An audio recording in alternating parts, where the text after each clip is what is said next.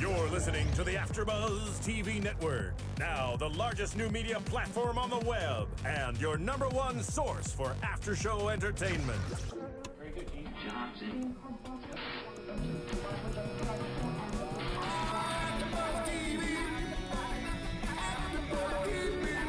From the AFTERBUZZ Studios in Los Angeles, California. Presented by Maria Menounos and Bing.com and streaming live thanks to Akamai Technologies. This is AFTERBUZZ TV's Breaking Bad After Show. We'll break down tonight's episode and get you all the latest news and gossip. And now, another post-game wrap-up show for your favorite TV show. It's AFTERBUZZ TV's Breaking Bad After Show. Oh, this is nice. I love the music kicking in. Welcome, everybody. Thank you for joining us. Bing is for doing, and we are here doing another AFTERBUZZ TV After Show for Breaking Bad, Season 5, Episode 9, Blood Money. I'm your host, John Comerford. I'm joined in the studio by Matt Lieberman. Thank you for having me. Kristen Snyder. And Phil Svitek. and Marissa Serafini helming as always. Thank you very much, Marissa. Hello. Welcome. Good to be back. Gilligan and his gang are all together again. A lot of fun to see them. Let's just jump right in. Were you guys anticipating this? I just couldn't wait to see it. I've been dying to see this. I didn't know how they would, we'll certainly talk about it. How would they handle Hank, and would they pick up right there? Would they go 6 months ahead of time? Say it how you said it before when you. What did I say? Well, last time we saw Hank, he was in the shitter. There you go. Thank you very much. And now he's just in deep shit. Yeah, exactly. I'm so glad we started there. Yeah, thank you very much. But you were really anticipating what they were going to do. Were they going to start it right there? Were they going to do it? And of course, we did a flash forward. 6 months later, what do we think, or something like that?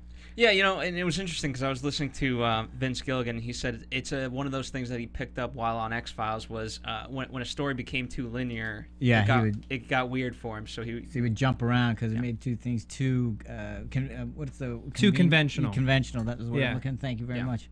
Yeah. Well, we know that flash forward at the beginning of the season, episode 1, it was his 52nd birthday. Yep. And it was his 51st birthday. Yeah, maybe like 3 or 4 months ago. Mm-hmm. Or from like our current chronology. Yeah. So yeah, it's like probably 8 months in the future. Was it weird? I was so weird to see the house all just boarded up and graffiti everywhere and the Heisenberg, and that was like, whoa, that's just weird looking. I feel like that symbolizes his family life being completely gone, not just the house being a wreck. Mm-hmm. I think the whole thing symbolizes, his family not being there anymore, and it's destroyed. Yeah. And starting with the pool, I think made that even more apparent because that has so much history going back to the plane crash in season 2. And sitting out in the back looking and just being out there. Yeah, the pink bear and the eyeball out there, absolutely. Yeah, or Skyler walking into the pool. It's kind of like purity and like anti-purity, and now it's just almost empty. felt, him empty. walking in, queued up to Scanner Darkly as Keanu Reeves is walking in, and he's just saying, like, what a waste of a truly good house. Yeah. A family could live here. Mm-hmm. And it just reminded me of that kind of monologue in A Scanner Darkly to Walt walking in. Yeah. So the public clearly knows about Heisenberg now, and that he used to live there by the kids' graffiti in the house. Mm-hmm. They put Heisenberg on the walls, and then we get Carol's reaction. For that, Carol was great. Her sheer terror. Yeah. And the ricin. The ricin. Yeah, and the great parallel. He goes back for the ricin. With Carol.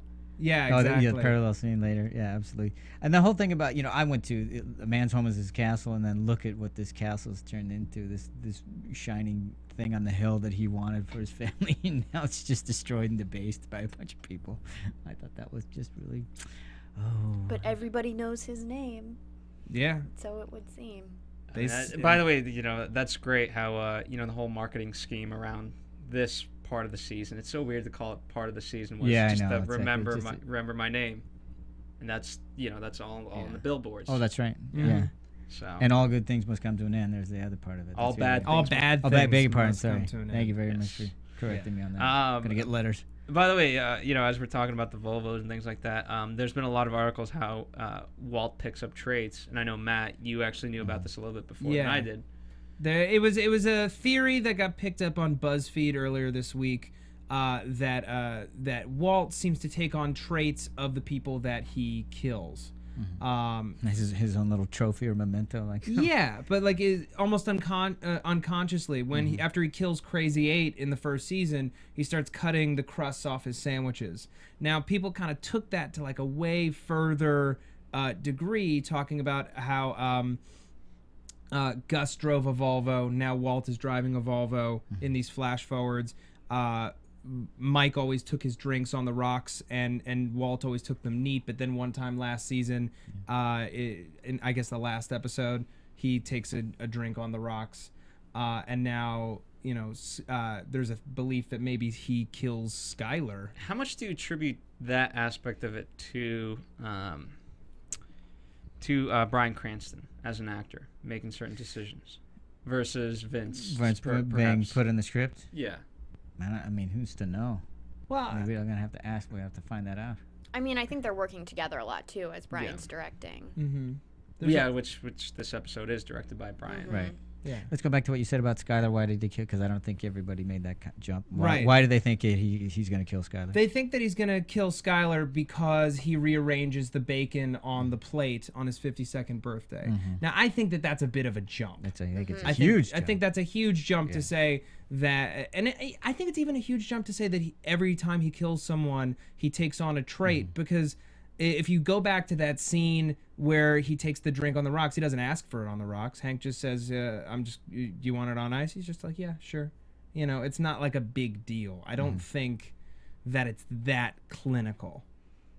I think everyone wants it to be a bigger thing than it actually is. Yeah, they're just looking for it. And who knows, maybe it is. Everyone wants answers. But I have to say, I don't necessarily agree with that theory. But I have to say, when Walt was talking to the customers at the car wash, by the way, have an A1 day, he sounded like Gus, and how mild-mannered he was, and how polite and precise he was. I mean, there was a little bit of Gus there for me. Yeah, because Gus would come out in the restaurant and work the cash register and go with the customers. Have an A1 day. I mean, it just sounded a little bit like Gus. Help yourself to some complimentary coffee on your way out. Yeah. And he was very OCD too, Gus was. And then he was talking about the car air fresheners and just how to arrange them in a specific way, which seems very Gus.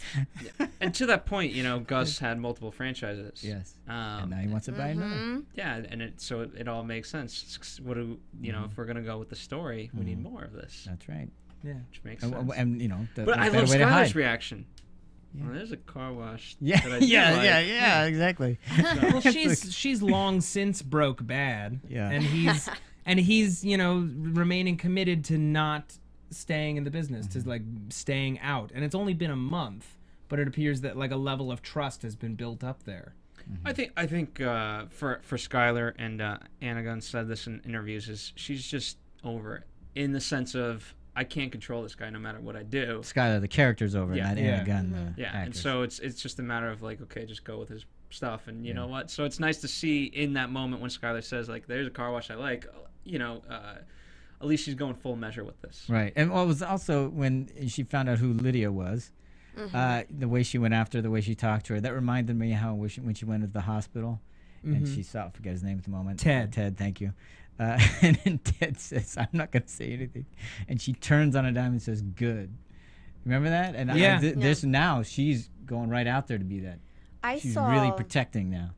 I saw defending her term. Her threat to Lydia as sort of a parallel to Walter's threat to Hank in the end. As I feel like Skyler's taking control too, and she's going to be cleaning up Walter's mess and taking out people as well. And I see that as Lydia's obviously going to be back, and I feel like Skyler will step in, and she's already made one threat. So I like that we kind of began the episode with a threat and ended it with a threat. But how far do you think that Skyler would actually go in that sense? Well, she finally got it all, close to what she wanted, which is back to normal. You could say that. Yeah. But, he's out of the business. She doesn't want anything to pull him back. Yeah. So do I think she's going to kill somebody? Do I think she's going to go? I say that there's a dark side that's been opened up in her, and I think that she just might. She's got a child. If that child is threatened at all, I think she could go. I think she's capable. I don't think she's capable of murder. I mean, granted, who thought Walter White was that's my point.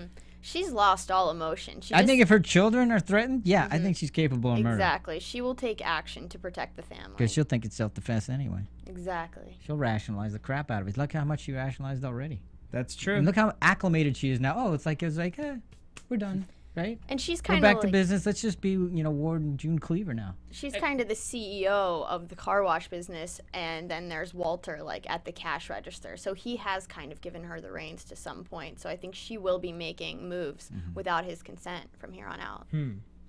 What do you think, Phil?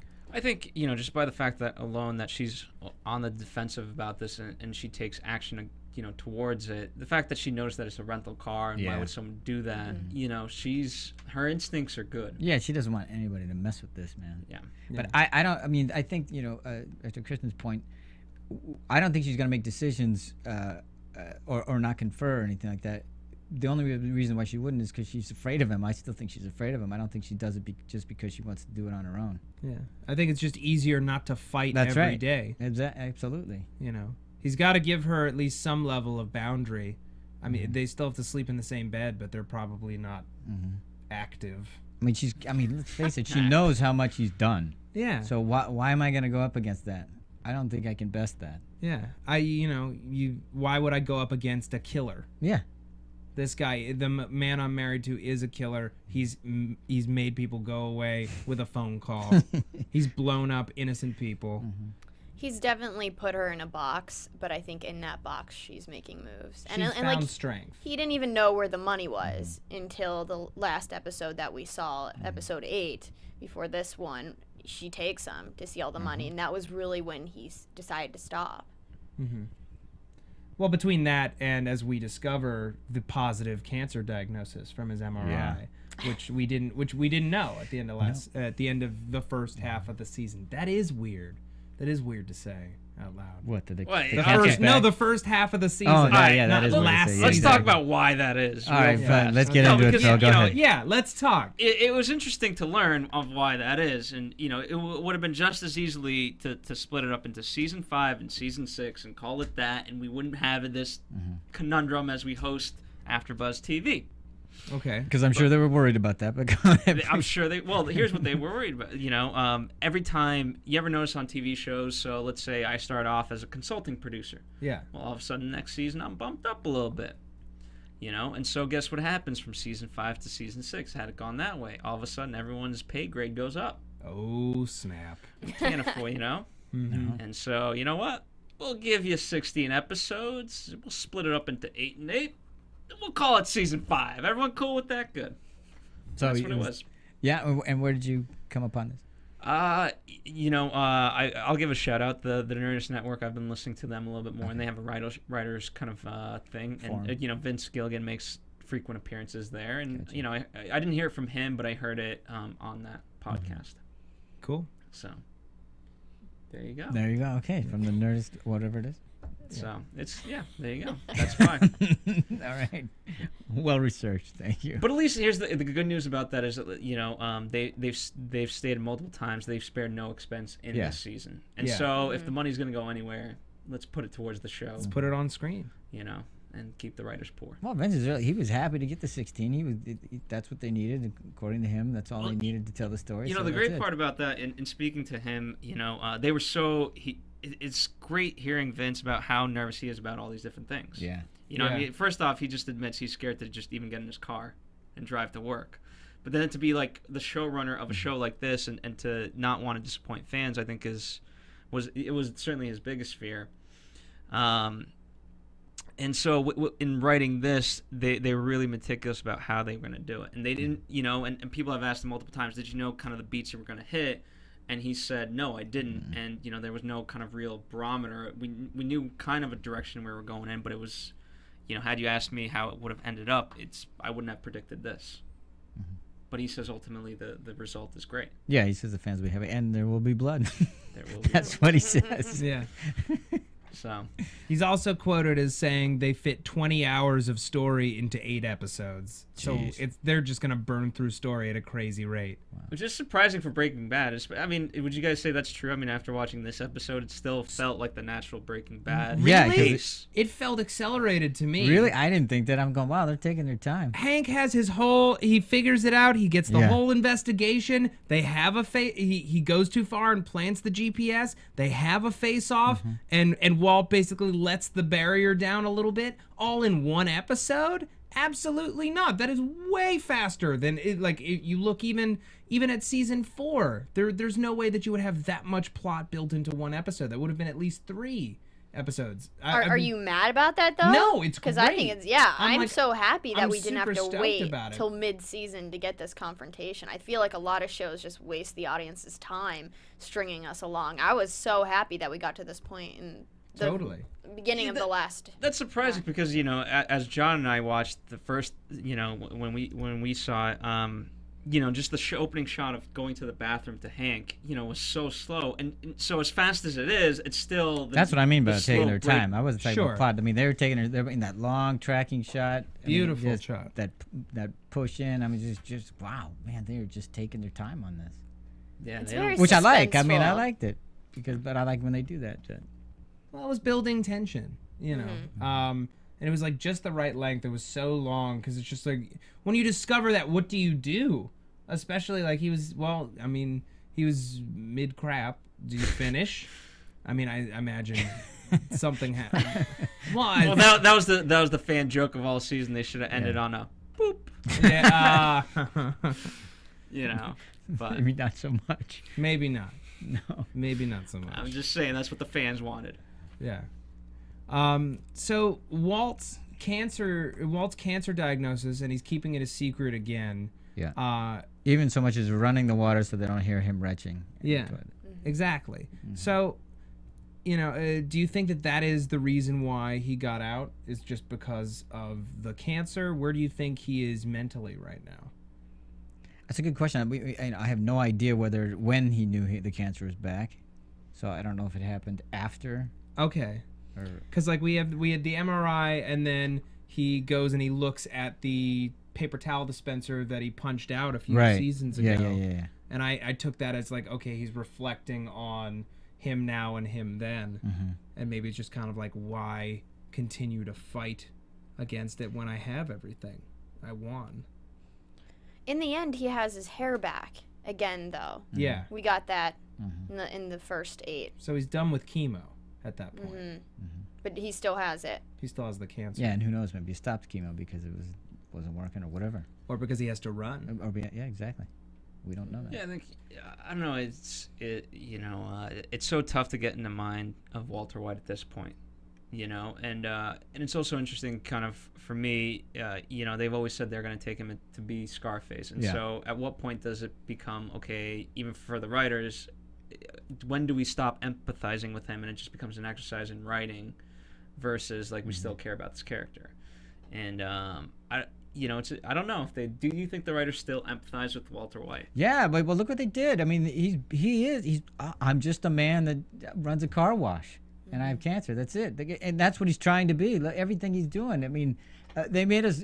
I said, gosh, he just wants to run his car wash. Yeah. But then, just when I'm starting going, okay, he is trying to. What does he say to? He says to Jesse. Tread. He says, Oh, no, to Jesse. He says we just need to live our lives in a decent whatever. What's the line? Decent, normal lives. Yeah. And I think part of him really just wants that because of the craziness. But how can you have that knowing what you know about yourself and who you are and what you've done? I don't know how you can have a normal, decent life after that. It's crazy. By the way, I love the shot when they were talking about that. Just normal, decent lives. They're sitting there on the couch with $5 million between them and a bunch of drug paraphernalia in front of them. I said, well, that's pretty good. Yeah, that's a normal, decent life. To some people, it is. Yeah, exactly. Yeah, some people. But so they're making him out to be this guy that just wants to run his car wash and have it all behind him. Doesn't want to have anything to do with Lydia. I'm not going back. All that kind of stuff.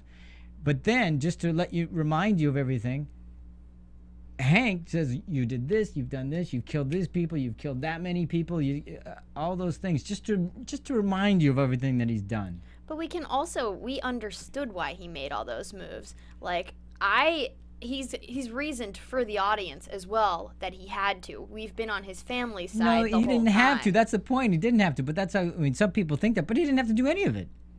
I feel like to protect his family and set out to his plan, which we've always identified with him because he's the most powerful character on the show. He's kind of like the anti-superhero that the audience wants to identify with, because you wouldn't want to identify with someone who doesn't have power. Right. So we've always kind of been behind him and tried to reason for what he's doing. And I've been behind him. I don't see him. He didn't kill Drew, the little kid. You know, Todd did. So if he would have, that would have changed how I felt. You can rationalize it that easily. What about Jesse's girlfriend? What about Jesse's Brock? girlfriend? He was ready to kill Brock. But he didn't.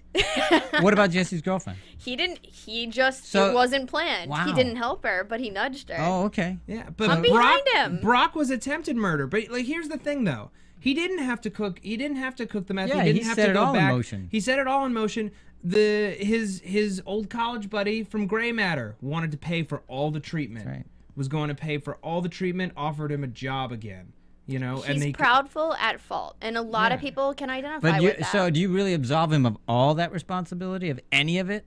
Hey, I'm not sending him to heaven, but I'm saying I defend his character, and I'm still behind him as an audience member of the show. I still want him to, you know, not die. I still want him to succeed above all the other characters. But, okay, so you say that he didn't do all those killings. So because he ordered the killings of all the people in prison, those 9 guys, or Mike's guys, or however many 10 guys, guys. 10 guys, thank you.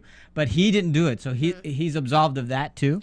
I mean, they were already in prison. I'm just saying, I did not see Wow. him kill an innocent child. You're an easy mark. You let it go. Wow. God. I think most of the though. audience is behind him. He did he tried to kill Brock. Brock was saved by these doctors, but it was attempted murder. He did attempt to murder him. Okay, so what do you guys want out of this show? You do not want Walter to live? Do you like Jesse? Do you want some justice? Do you want to see him die? I want justice. What would be justice? What would be justice? Justice would be a pair of cuffs and dying of cancer in prison.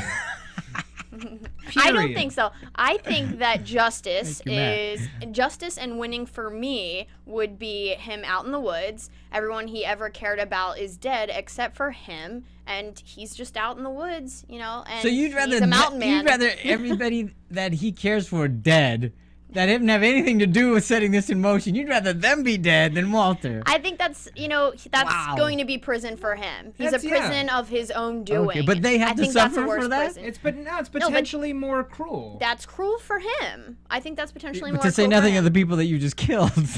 And he's still winning because he's not dead. I think that's a great ending. Well, I guess while we're on the subject, there was a poll on the Hollywood Reporter Oh yeah. of how how fans would want to see the season end, and so here we go. All right, how should Breaking Bad end? There's a few choices. Walt gets away with it, 14%. Walt goes to jail, 3%. Hank kills Walt, 7%. Walt kills Hank, 7%. Walt lives, but his children die, 10%. Jesse kills Walt, 20%. Walt kills Jesse, 3%. Vince Gilligan will do something better, 36%. Yeah. That sounds about right. That sounds about right, yeah. So, that's, Yeah. we'll see. We'll see Yeah, how it no, ends Vince up. Gilligan will invent new potential ways for people to get justice or be harmed, or it'll turn out that everyone was werewolves the whole time, and we'll buy it. With everybody being so... Here's Go ahead. well, that was me. Beg your pardon. Well, I'm gonna ask. So when Badger's talking about his Star All right, here we Trek go. episode, Okay, yeah. and Matt, you can talk about why it was incorrect and whatnot. Yeah. But obviously that has to be dissected, because in some ways that has to tell us how this season could possibly end, because It has to. Kirk's. Well, This I is don't his- know. this is There his has theory. to The be. battle. Let him get his theory out. All Go right, ahead. Yeah. No, I don't have a theory. Kirk has to represent someone. So does Spock, and so does Chekhov. And then Uhura, I'm gonna guess that she represents Lydia because she's a female. And then who represents who after that? Well, Or Well, the room. do you have a thought on that? Who's Kirk? How about this, Matt? Start with your theory on why this was just completely incorrect in terms of the Star Trek universe. It's not a theory. Okay, but then here's the thing. Before I even make my full conclusion, and this is why I really wish Kevin was here, I want to know more about these characters because I'm not the biggest Star Trek fan. Right. So without knowing the full characteristics of, I can of Kirk, also, Spock, Okay, Matt. then I'm not going to be able to do jump it. in here. I can help you with that a little bit too. Okay, so well, first of all, anyone worth their salt knows that there were no replicators in original series Trek. So when he's talking about replicating all these blueberry pies, that's impossible. But you do realize that he was coming from a meth head. Yeah, well, he's also drawing in stuff from Voyager, as they mentioned, and then the Gamma Quadrant, which is Deep Space Nine. Yeah, he is just, all over the map with off his the cord, continuity. man. That's it. He doesn't know what he he's needs to talking about. lay off the pot, and he needs to put it down on paper so he can see it's not a proper Trek fan script. Anyway, so the situation that he put down, right? So it's Kirk, Spock, and Chekhov are all eating pies. Scotty is in a transporter room. In the transporter room, transporting pies right out of Chekhov's stomach. When Uhura walks by and her pointies distract Scotty. His fingers get all sweaty. Right. So if in this case Lydia is Uhura, so that's my theory. Okay, if Lydia is Uhura, then you're basically saying that Walt is Scotty, if he's the one who's going to get distracted. Well, at the end they say it's down to Spock and Kirk, don't they? Or no, Spock and Chekhov. Kirk Spock horks, and Chekhov. so Kirk's out of it. Kirk vomits. I'm gonna say that Hank is Kirk. He's an alpha male, alpha dog kind of guy. Takes charge, and he also nearly horked in this episode. But here's the thing: Walt did hork. Walt did hork in this episode, but he's no Kirk. He's not. He's not a manly man. That's the person he wants to be, but he is more of a Spock. Okay. That's your theory. Great. Yeah. Okay. Damn this show for getting me to say all this. There's also the theory that, hey, this has nothing, they don't represent anybody. It's just blueberries and blue meth. Yeah. Sorry, that just occurred to me. There you go. There you go. Well, by the way, to that point, Walt going back, I think that's going to be a big issue. There's already talk of Europe, just even, vacation for Czechoslovakia. Yeah, and meth is down to 68%. So the quality, I was thinking. Yeah, that's terrible. It's horrible. As a teacher, he's got to hate that grade. But go ahead. Talking about the transporter, though, they were saying that Kirk would go in there and he'd kill himself again and again, and you'd have a clone. And basically, the transporter was you would basically die, and you'd have a new clone of yourself, and it would know everything you did. But your old self would die. And so I feel like that's kind of symbolizing something with Walter in that he's, lost himself in copies of copies. And then because we also got that copy on all the boxes at Hank going through all of the, different case material, their copy was written all over it. So I feel like they were definitely saying something about So you think there's copy degradation of copy. in each generation of copy? I think so. Slowly. Chipping away at pieces of your soul. I think so, yeah. It's like he has much of a soul left. He does. No, I'm gonna say no. No, I don't think so. Holly is gonna be the only one to get out of this show alive, and she is just gonna be screwed up. Well, let's move on to Jesse for a sec, because he's obviously tormented by the whole thing, as he has been throughout most of the last few seasons. But he's particular. As Badger and Skinny Pete are going through that whole Star Trek scenario, he is. You can see him just while he's in his head, just trying to figure it all out. And then you have that thing right behind him, which is great, some sort of plasma screen or whatever. Yeah, I think it's just a metaphor for his brain. Yes. Yeah, I know. It's all the stuff happening. Yeah, it's also they're stoners, and it's a visualizer. Yeah, it's like catnip. Yeah, but he wasn't looking at it. So. Sure. Yeah. But I like that he just left. He just left and took all the money with him, and then it comes up. His idea is just to get rid of the blood money, hence the title. Yeah. So blood money, he can't live with it, so his guilt is killing him.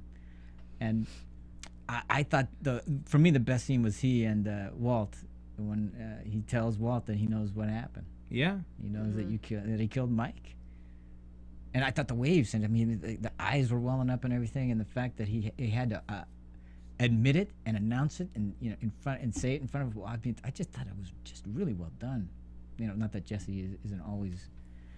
Well, I should say Aaron isn't always doing a great job. But what did you guys think of the storyline?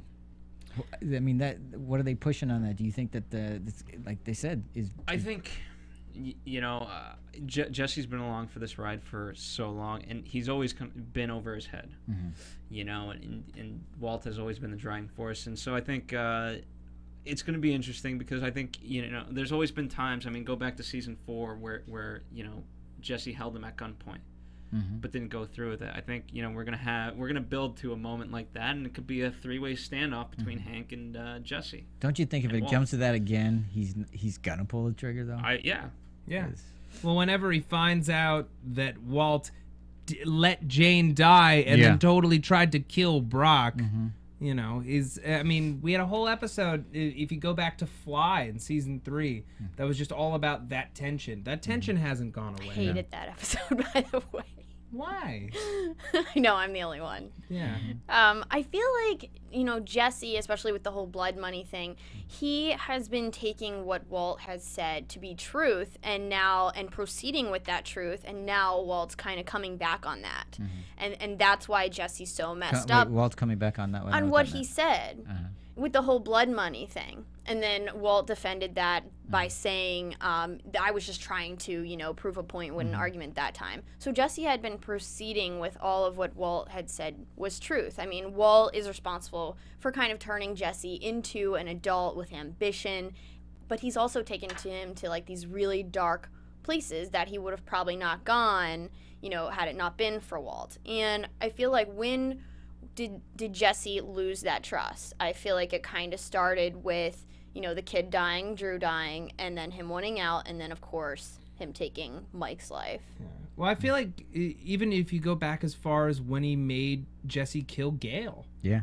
That was like an ultimate betrayal. And Walt, even in that scene, he calls Jesse's son. Yeah, I know. That was great. Yeah, and it's just he's still manipulating. He's the ultimate abusive parent. Oh, it's horrible. What he's wrought on this just kind of idiot kid.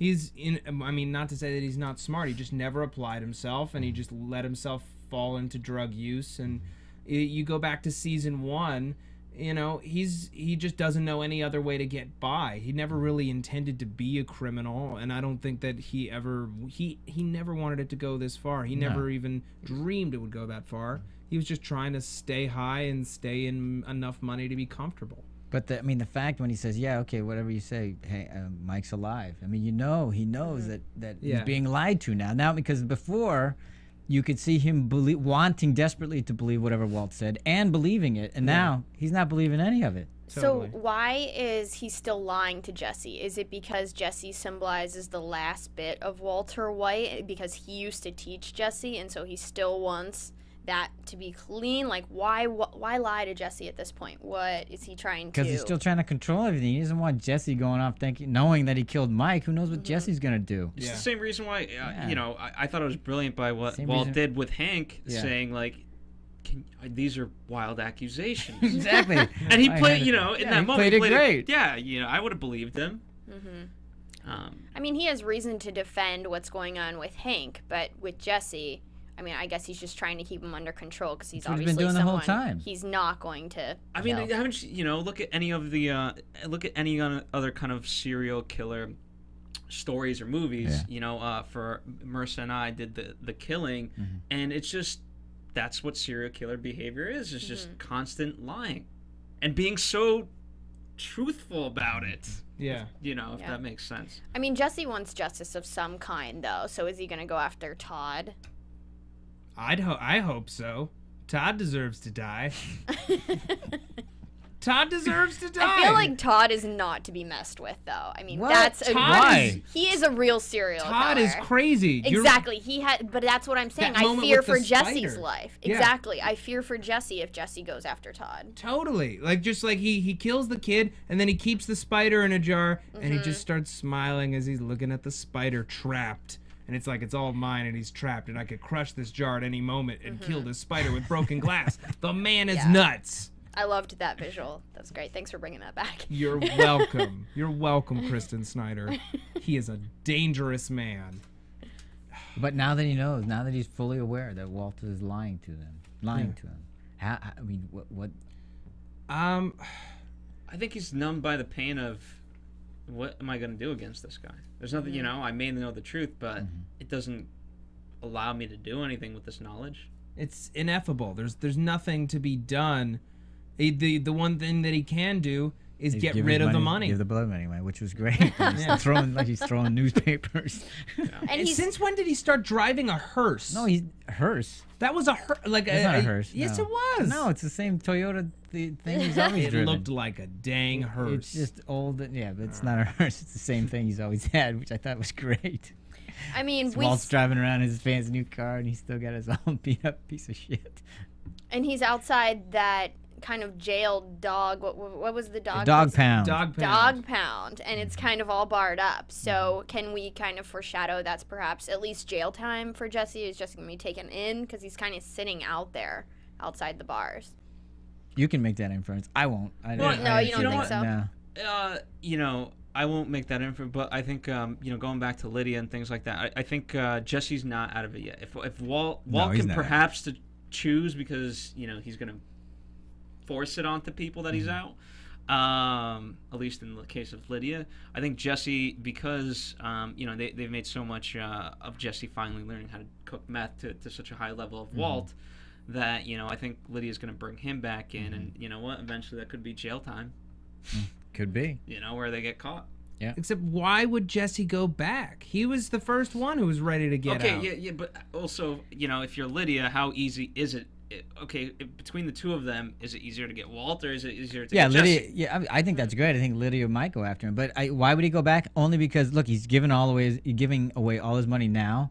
And who knows? Why did he get sucked back in the first time? Because you know, how many times has he been in and out? Yeah. So I'm sure if he's been manipulated by Walt, Lydia, I'm sure, could figure out a way to manipulate him.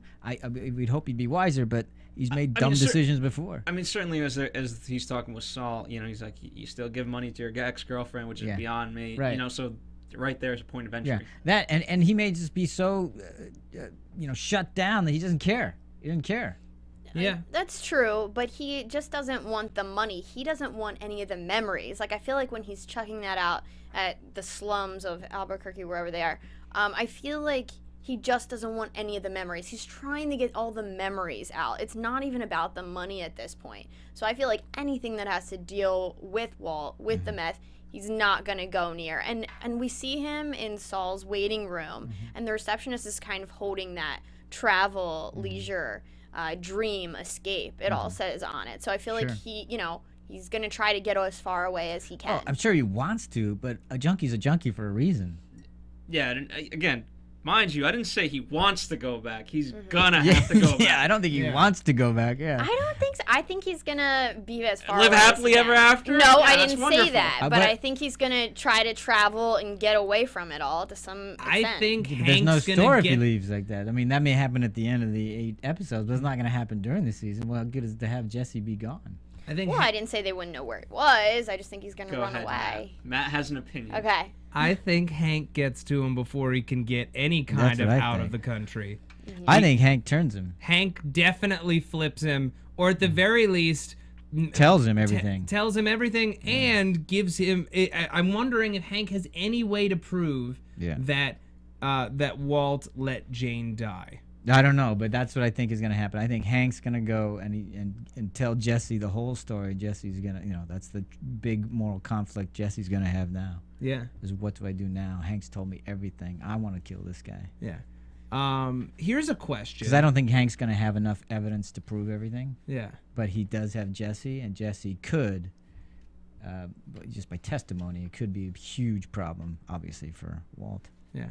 I have a question, and I apologize because it kind of goes back to Walt. But who do you think he is defending himself from in this flash forward with his M65 machine gun? Because that's massive, massive firepower. Yeah.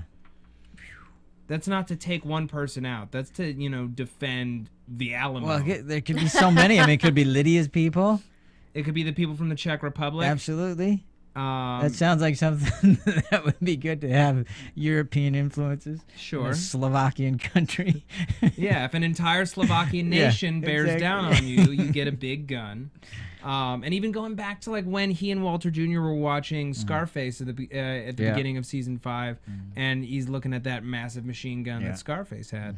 I mean, and if, let's face it, if Hank does tell Jesse, whenever Jesse finds out the whole thing, if Jesse decides, okay, I'm gonna go down in a blaze of glory and I'm gonna take him with me, you know that Jesse knows how to get the armor if he needs it. Yeah. When what's Jesse living for anyway? Yeah, that's what I'm saying. If he's already lost everything. And plus, Hank has the power to, if nothing else, lessen his sentence. You know, if that's a question of, okay, how much jail time could Jesse get for all of this? I don't think Jesse's going to make it out alive, unfortunately. We'll find out. I thought you just said he was gonna take off. I didn't say for the whole end. I just think for, like, a few episodes, I feel like he's going to try to get away from all this. I don't ever see him ever saying anything that would, put Walt away. I feel like he would have done that, though.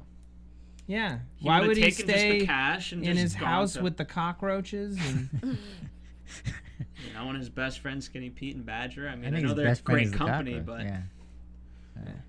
he needs to get away from those chuckleheads. They are a bad influence. Yeah.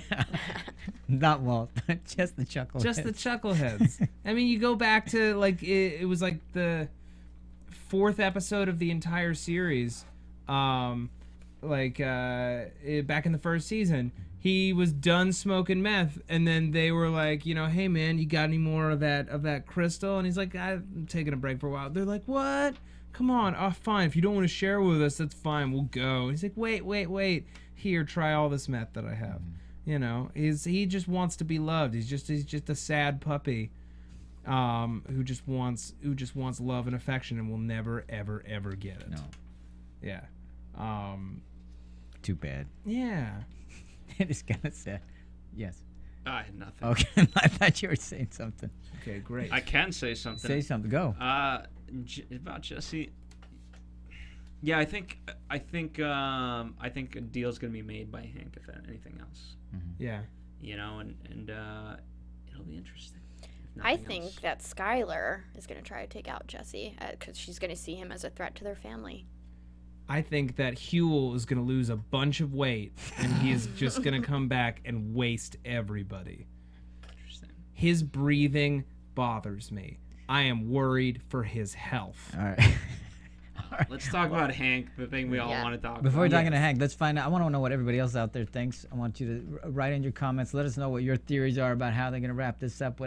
How Walter and Jesse are going to disentangle themselves from this problem, and whether or not Hank is going to get his get his man, so to speak. Oh yeah. So write in. Let us know. Go to iTunes.com. Where else can they? YouTube. Where else can they go? You can go to AfterBuzzTV.com, of course. And let us know. I mean.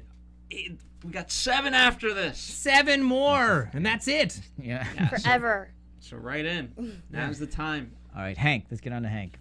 I thought, first of all, Hank having a panic attack, heart attack, whatever the hell. This is like a It panic was attack. not a heart attack. Not a heart attack. Yeah, No. panic He attack. ruled That was out heart attack. yeah.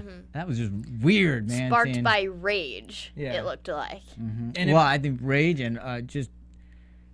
I mean, the fact Here's that the he's thing, been duped for so long, there's got to be some Yeah. humiliation in there too, man. Is it more humiliation or the fact of, who is it because it's Walt or is it because like wow this is the killer? I think it's both. You Yeah. can't. I mean, you can't. I mean, first it's the killer, it's right there, and then it's Walt. I don't. I mean, it's just It's- all meshed in. yeah, it's rage, and then it's also just like how did I miss this? And How did I he's miss it? So stupid. Right there. Yeah. And I had him a dozen times, and it's just like thinking over all the different times that Walt specifically screwed up his investigation and realizing that those were all purposeful. Not even that screwed up him. Yeah. Got him shot. Got him paralyzed. Yeah. I like that scene in the house right after Hank comes out of the bathroom and he moves the curtain away and you see Walter White sitting there and it's kind of like finally revealed. The curtain's kind of And finally what does moved. Marie say? Devil. You're the devil. You're You're the the devil. devil. So that was a great scene for me. So my theory of that this would be like Double Indemnity, where, Okay. where they would become friends and together they would quote rule the world or whatever you want to call it, is out the window. I think partly because in Double Indemnity, for those of you who've seen the movie, the main antagonist, protagonist, whatever you want to call him, didn't paralyze his boss. His panic attack actually reminded me a lot of his post-traumatic stress disorder. Oh yeah. From How so? season 2 and 3. Just after that, he was freaking out about everything. It's just Right. the way it was shot. It just reminded me kind of like a flash of that. When you have no control of your environment, there's just a level of fear. But of course, he jumped right back into it. Yeah, I know. I thought it was great because it almost it was like it woke him up. Because then when we saw him afterwards, you know, I'm fine. Like the end of the discussion, and then the next time we see him, he's considering. He's standing there at the top of the stairs, and she says, "No work, no work," and he goes, "Yeah." And he almost fakes. And the work comes to him. Yeah, and then he's in it, man. He is back. He is Hank, as we've always wanted him to be. He's the guy that's got the bone, and he won't let go of it. He's Kirk. He's Captain Kirk. But the rug is pulled from underneath him because, you know, he has that great line, "I don't even know who you are anymore." You know, he said, and then that was a little moment of. Then Walt's follow up was, you know, that was the dagger, because normally you wouldn't have seen that from Walt. No. Yeah. He, you know, because early on, as we talked about, he was lying and things like that. Yeah. And he was kind of a befuddling, you know, absent-minded professor kind of guy. Yeah. Did you see his shirt? It had Hank's shirt, had the mountains on it, and it said like Delbert. I don't know what that is, but I don't feel like anything's a mistake in this show. And I feel like, I mean, I'm still saying he ends up out in the woods, but perhaps he has all those guns. Hank? No, I'm going to say that Walter ends up out in the woods alone, but I think to get to where he's going, you know, perhaps he has to go through a line, and that's why he has that machine gun. I don't know, but I just don't, you know, what's your theories for why, you know, the mountains on the shirt, Delbert? Do you think that was just an awesome T-shirt they gave him? I think that maybe Hank visited the Delbert Mountains once. I think that's I think that there's a lot of significance placed on several things in the show. My brother just today pointed out to me in like one of the episodes last season, or at the first part of the season, in the Madrigal Electromotive offices, the only letters you could see in one shot through curtains were Gale, G-A-L-E. You know, like there's lots of that stuff, but I don't think everything has a here's what I purpose. will say about that. You know, I'd be interested to read the scripts because, you know, these guys have said, like, we don't write scripts in the typical fashion where, you know, they say, like, you know, it's going to be up to the director to kind of put some stuff that they're like, no, we put everything in. And so I'd be interested to read them, partly because, you know, in season 1, Vince, you know, this is interesting to learn about Vince. He felt like a really big failure because he was down in Albuquerque and he was literally doing this stuff, picking out shirts, picking out swatches of colors. Meanwhile, his writers back in California didn't know what the hell to do because he was so absent-minded and wasn't leading that team. And he said that was the biggest mistake of my life. And luckily, the writer strike saved him at that time because it allotted him the time necessary to refocus. And so I do feel like, as much as, you know, we can nitpick the shit out of all this stuff, Vince has kind of pulled back on some of it, knowing like, okay, story's most important. Doesn't matter what the hell the shirt is. Well, and he's off. You've been interviewed many times, of course, about the show, and he's often said, you know, they'll ask him about the specifics and what, like the Gale thing or something like that, and he'd say, you know, actually, no, that was just a happy accident. So I know for a fact he's even said it that. Sometimes it just happens, but we're all looking for it because it is so rich. Yeah. Very layered and textured. Well, what do you guys think about the kid playing with the car outside of the garage? I thought that, for me, that was an echo of Drew. Yeah, a little bit. Drew's riding around on a dirt bike. That's what it was to me. It just brought that right back. I feel like it's definitely foreshadowing. I mean, he bought Walter Jr. the really nice car, and then we see the car. I definitely feel like perhaps... Whose kid was it? Yeah, we don't know. We don't know, but it is someone's foreshadowing son. what? Foreshadowing Walter Jr.'s death, or, you know, in a car accident, perhaps. But I just feel like we got that one shot where the kid drove the car right up beside, like, Walt's car. Like, it was kind of like side by side. Kind of like the shots earlier in the season where when Walt got his new car, and they both pull up, and then they go back out, and then they both pull up, and Walt Jr.'s has his new Challenger. Yeah, could be. You know, for me, what was interesting, kind of thinking about it now, with Hank's panic attacks or whatever you want to call them, it's a very big Achilles heel. Oh yeah. You know, and so if Walt really wants to expose that, he can get away every time because of that. Mm-hmm. But does Walt even know? What's that? Does Walt even know? He doesn't. He doesn't necessarily know, I don't think, but if he studies him more, I mean, there's certainly things that Walt knows about Hank, and if he just digs a little bit further. But wasn't it? I mean, I don't know about you guys, but I thought it was great. I loved Hank being back. This is going to be good. Now we got some conflict. We're going to have a nice. Yeah. I'm excited, but then his nuts were chopped off by Walt. Why? How? Tread lightly. Oh, so that's, I think that to a guy like that, just go, yeah, you think tread lightly? Watch this. Watch this. Let me punch you in the face again. Exactly. Until you don't have a face. That's just going to egg him on. Yeah. Did you guys notice his voice change when he got to the tread lightly? Yes. Yeah, and he became Heisenberg. Yeah, absolutely. No, but in this I mean, okay, so can we start here? Did Hank in this one lose the round? Did he lose the round? Because he said, get Skyler and the kids, and we'll talk about this. I think it's a tie. I think we left early. Yeah, I think we're going to come back. I don't think he lost. I don't think anybody won, though. I'm not talking about the war. I'm talking about the round. I'm just saying. I don't think anybody won the round. I think all right, let us know what you guys think about on my side that Walt won this round. You think he won just because he said tread lightly? Yeah. You just want him to win because he's the main character.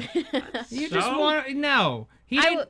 I think he did win. I think viewers leaving the scene feel like he got the last word because everybody in the audience. Okay, but did you see the last shot? The last shot was them two. Neither one of them backing down. Did you miss the last shot? They're at a standoff. Exactly. It's a stalemate. Wait, I'm gonna say that Walt lost this round, and this is why. This is why. Okay, hold on. No, this Let him is have why. A say. Quit broadcast forever. Hank has no conclusive, has only one piece of conclusive evidence, right? And barely at that, that Walt is Heisenberg. He's trying to get Walt to admit that he's Heisenberg, and Walt, in threatening Hank, basically admits that he's Heisenberg. So no, while Walt isn't necessarily going to bring the kids to the house, he gave Hank what Hank wanted. Hank wanted him to confirm that he was Heisenberg, and he did. I think the whole thing, Hank was trying to get him off his game because he wanted to get the measure of the man, because he wanted, if this, professor that's, hapless. So he took the loss in order to win the war. I don't even think any of it was a loss. I disagree with the supposition of your question. All right. Okay, well, at that one point, Walt says, what is the point? You can't pin it on me. And even if you could, I'll be dead in 6 months, so I won't be sitting in prison. So what is the point? Because he wants to win? For Hank, he even says it. I think we heard it in the coming ups. I want to be the guy that gets him. Yeah. And it's the case that got him paralyzed. It's the case of his career. Absolutely. It's the case that got him ASAC. And just like he went after Gus and nobody believed him, and the way he did that, was right about that, he wants to be right about Heisenberg even more. But here's the thing. Walt still hasn't dropped it on Hank that he paid for Hank's medical treatment with drug money. Yeah. And that Hank is going to get pulled down too. Yeah. That's going to be great. I would give Walt the win if he had done that. Yeah. But that's even going to make it hard, because I think that's going to piss Hank off even more. Yeah. Not only did you do all this, you brought me into it. It's going to be interesting. I mean, it's certainly a legacy to leave behind, where you brought down your brother-in-law. Yeah. Sure. Yeah. That's a big legacy. I mean, that destroys your family, though, too. If your brother-in-law is... And it kind of makes you look stupid that your own brother-in-law went under your nose for so long. It's mutually assured destruction. Yeah. Yeah. Could be. All right. But you could also be the one that brought down Heisenberg. Yeah. So Should we move into news? Move it to news. Let's get on to news. We are beating a dead horse. TV news. All right. Well, a lot of the news we kind of spoke about, but there's a great article on The Hollywood Reporter. A lot of the stars this time around have been kind of doing a lot of press. I don't recall seeing a lot of it in the past. It's always kind of been Vince and Bryan Cranston, a little bit of Aaron Paul. But this time around, Laura, who plays Lydia, she's talking how her character is going to be even more colder. How's that even she's possible? Gonna die. Yeah, that's how. Well, Aaron Paul teased that we'll see Skinny Pete and Badger. Well, nice. No surprises there. Yeah. And then, things will get continue to get darker, and it's going to be explosive. Yeah. So nothing conclusive. They're not going to give anything they're up. not going to give you anything. Read this article for the ending of Breaking Bad. All he keeps saying is, I think the fans will be satisfied and there will be blood. That's pretty much the two things that he said. Yeah. So I think, we're obviously excited. So with that, should we get into predictions? Yeah, unless anybody got anything else for news. Oh, we're moving on to predictions. And now, your AfterBuzz TV predictions. Well, we already said a few. I think Hank is going to tell Jesse about everything he knows about Walt, and that's going to cause Jesse to want to Speaking go. of, real fast, while we're this kind of prediction / newsy type stuff, what do you think of the Emmys? What do we got coming up? I think we have Best the supporting- Emmys coming up. Well, Good prediction. Dean Norris for Best Supporting. I think they're very Actor. shiny. I don't know what. well, that what no, you were gonna say? best supporting actor. Who do you think's going to take that? Because we got some choices there. I actually don't even know the nominations, so go ahead. Aaron and I think Jonathan. Jonathan Banks, nice. But not Dean. See, I feel like Dean should be. Nominated, but I don't think. Well, I guess because they haven't seen this, last 8 episodes, but I feel Wow, like both of them. And Laura, who plays Lydia, both begin with L's. So it's kind of Okay. confusing to me. She said, I want Jonathan to win because obviously Aaron already has some. Right. Oh, Yeah, it'd be that's a good great if point. Jonathan won. Yeah. I don't know who the other nominees though, so I can't handicap whatever. And Well, and Jonathan said this is the role of his career. It is. So. and it was, and Dead Freight is nominated as a Really? Oh yeah, nice. I mean, That's great. That was amazing. That was Yeah. that was up there. I won't talk about Dead Freight on the air. What does that mean? I have no idea. It What means does that mean? it means that while it is very, very cool as an episode of Breaking Bad, I think it is a very weak episode. Whoa. It's Send your not the greatest comments to choices. Matt. Yeah, send all your hateful comments. that's how to I me. felt about Fly. All right. Well, So 7 episodes I don't left. know. okay. So Alright. that's your Who's got prediction. some? Who's got some predictions? I think that Skyler is going to orchestrate a plan to kill Jesse because she sees him as, being a loose end, and I think it will backfire, and she may end up killing Walt Jr. Why not kill Lydia? She's the more I think immediate. she's gonna kill Lydia too. I think So she's gonna go on a rampage. I think she's gonna try to tie up loose Wow. ends for the Okay. family. I think that either Skylar's in witness protection or she's dead. I think Hank and Marie are raising the kids. I think that Kid. Walt, because Walt Jr. is gonna die too. Is that what you're Yeah. thinking? What Yeah. are you thinking? I think that Walt is on the run from the Czech Republic mob, and that's why he has a massive gun, because they're all looking for him to get his meth making skills. Once it's exposed that he's Heisenberg, the greatest meth maker in the world, Yeah. everyone is going to want a piece of him as a hostage. They're going to want to take him hostage and force him to make meth or force him to teach their people to make meth. So if he says no, But there's Jesse too. yeah, I know there's Jesse too, goddammit, but I think that confrontation could come before the hair grows back, before the flash forward timeline. I think because he's always made the rationalization. Walt has always made the rationalization that it's always about his family. He did this for his family. He did this for his family. I think in the end he's gonna do something. He's gonna fight the mob, the Czechoslovakian mob. Is that we're gonna call him the Czech mob? Czech mob. he's gonna. That's what he's gonna do. He's gonna try to save his family by going after them and having the gunfight and whatever, and he'll die because he's gonna die anyway. Yeah, he will. So I mean, are they going to Europe? We got that little part in the beginning. I don't know. Well, I don't know. It depends Business on their budget, trip. baby. Business What's their trip, budget? baby. Yeah. This is I don't I've kind of intertwined my predictions throughout. I do want to say to fans, before you take your piss in all of this and all of our theories, no, because it's true, you guys do, and you're quick to jump on all this stuff. Know that we literally watch the episode and we go right up after. So you know what? We're only starting the discussion, but you guys get to continue it. So don't all of a sudden think that whatever. we're Just trying to be all continue the hiding- discussion. Yeah. That's what we want. Yeah, just continue it. we rather want to than hear just, the theories. Yeah, exactly. So just bear that in mind, and we do this for you, so that way we're up the next morning for you guys while you're driving to work or at work, as the case is with many of you guys, so you guys can listen to us, and we try to make them longer, so that way we can help you get through your day rather than just give you a nice 20-minute podcast that doesn't have anything in it. So you know what? Bear that in mind as you rate and comment. Nice caveat. I'm just saying. All right. You know, because all right. All right. You really want me to go on a rant? No, No, I don't. no, we we don't. don't. Nobody wants you to go 10 on a seconds. rant. No, 10 seconds. we don't Give need this it. No, we card don't to need your it. car wash professional and have an A1 day. Have Have an A1 day. Have an There you go. A1 Have day. an A1. Phil. Let everybody know where they can find you. Cinematic Escape. Oh, That's thanks, not mine. Phil.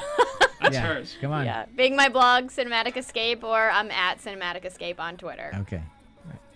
AfterBuzz TV, Facebook, Instagram, Twitter, all that fun stuff, and website, of course. Okay.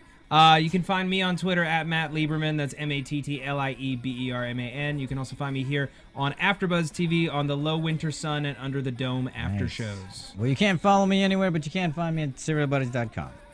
There you go. See you next week.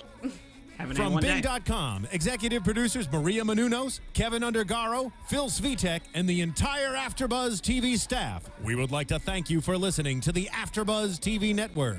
To watch or listen to other after shows and post comments or questions, be sure to visit AfterBuzzTV.com.